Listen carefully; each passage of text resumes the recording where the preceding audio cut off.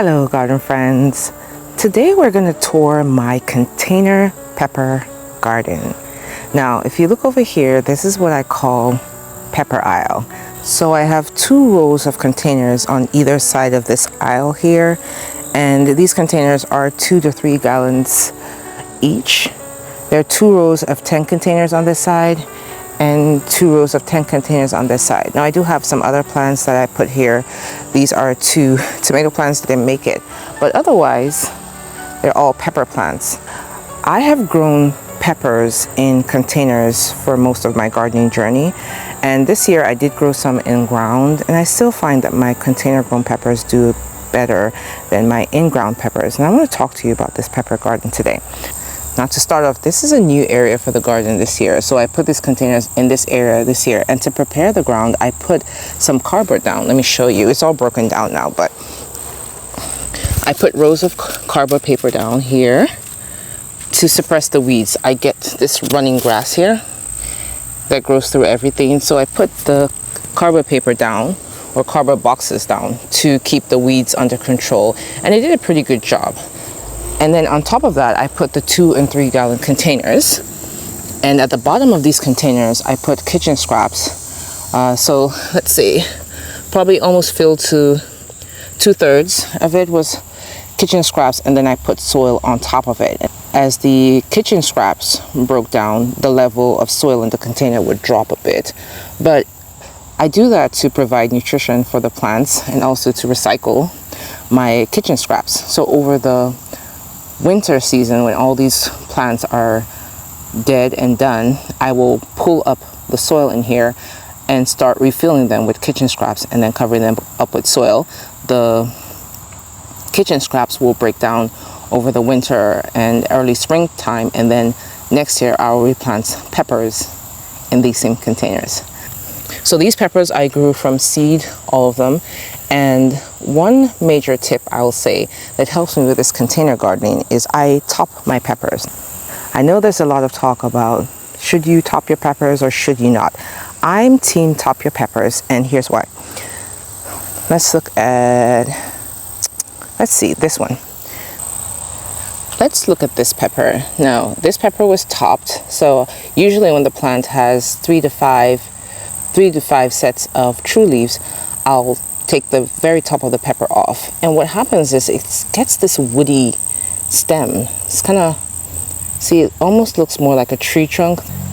And what this does is it helps this pepper hold itself up. So if you look down this aisle at all these peppers, I don't have a single stake in at all. I have a lot of peppers in here, and none of them are staked. And I attribute that to topping my peppers, so they don't grow as lanky, they spread out a bit more.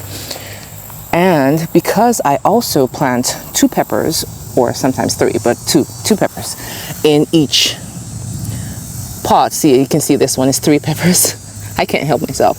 But I grow 2 or 3 peppers in each pot. And so they grow together, the branches intertwine, and they end up holding themselves up. They end up holding themselves up.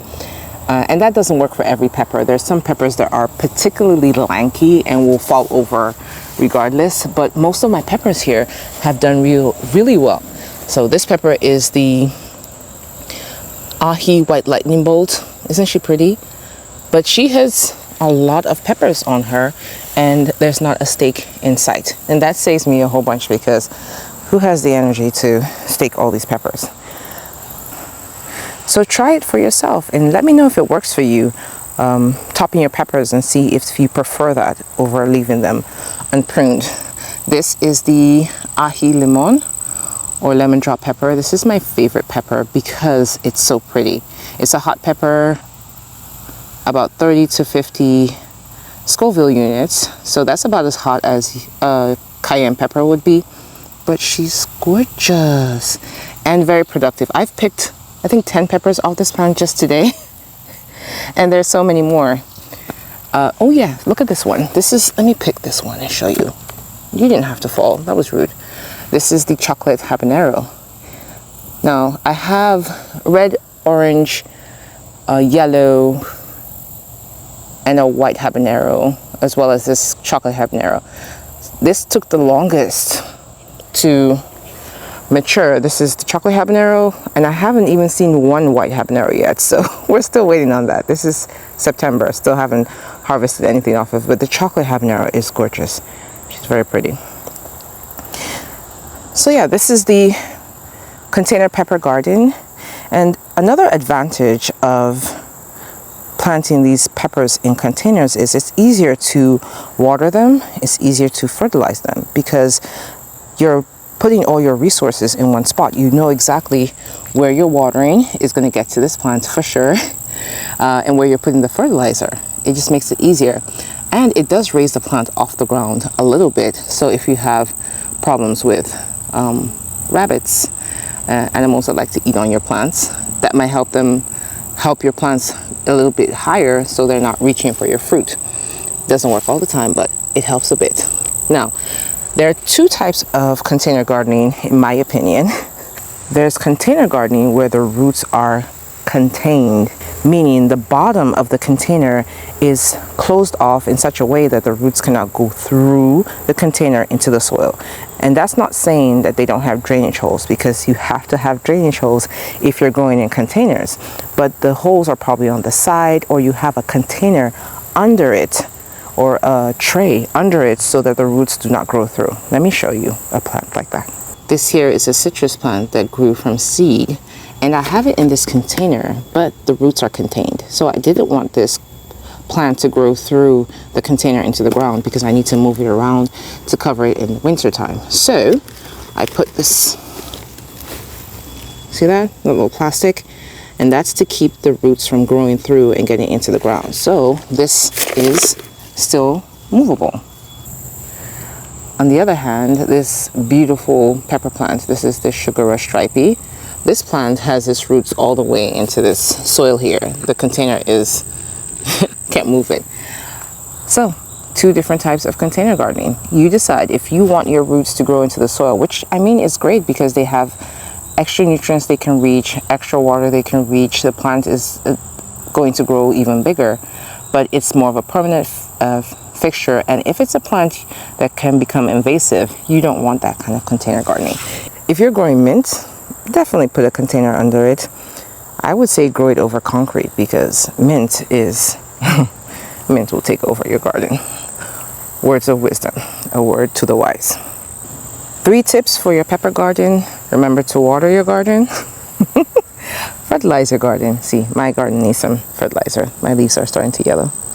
And also pick your peppers. So today I am going to try to pick some of these peppers if you want to come along with me. Let's do it.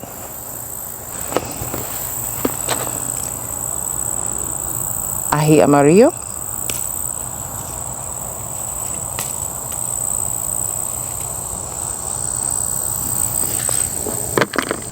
Purple tiger jalapeno with the variegated leaves.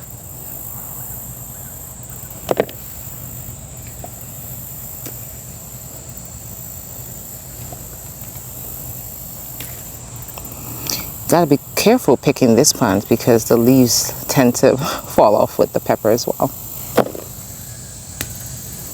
See what I mean? I should use shears. Red habanero, pichidou pepper,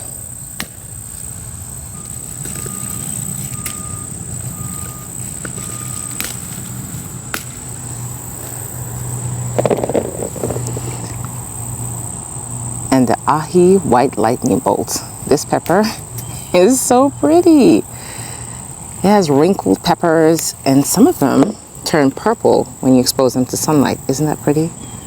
Let's get those.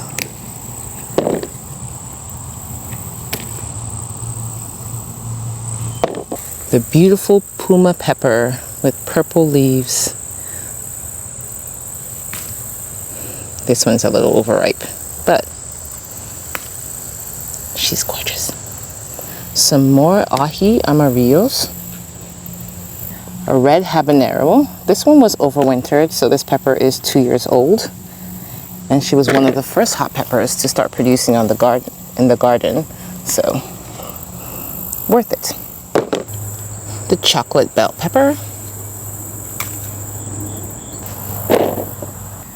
pepperoni friariello,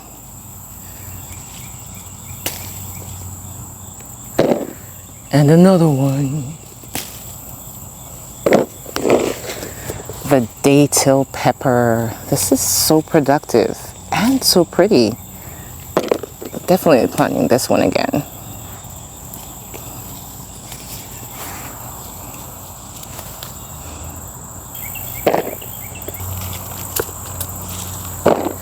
Mushroom pepper. She does look like a mushroom, doesn't she? The thunderstorm pepper. This is a hot, hot pepper. Serrano.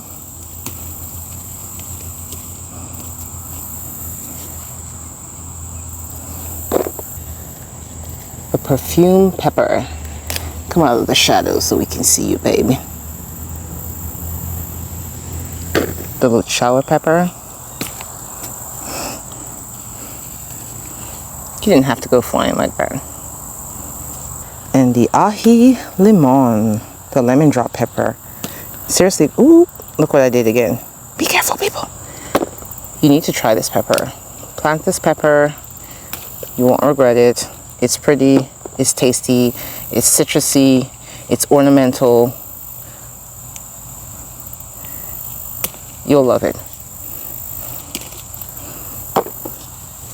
Oh, did I mention? Very productive.